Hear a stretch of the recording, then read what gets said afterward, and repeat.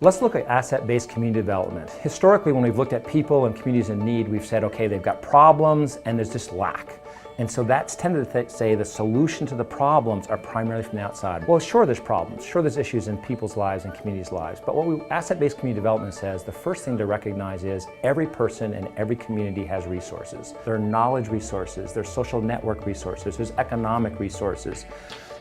So asset-based community development says, let's start with identifying those. Let's find those. Let's spend the time to understand where they are and what they look like. And then ask the question, how do we start mobilizing these assets? And you mobilize assets by working around people's concerns, people's places that kind of motivates them, their issues that they really care about.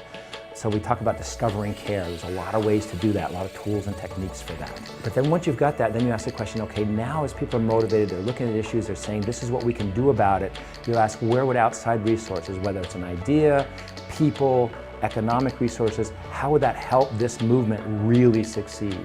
And that's where they come in. So they got to come in at the right time and at the right amount, not replacing, but building upon what's already there. And over time, what you find is that people get very excited and it starts connecting other people and it kind of grows.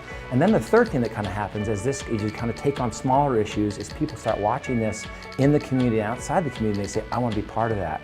And that's the connecting, the third part of ABCD, identifying, mobilizing, and then connecting resources.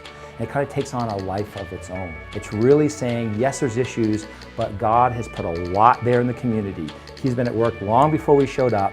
Let's see what He's been doing. Let's see what He's provided, and ask the question, how do we join Him?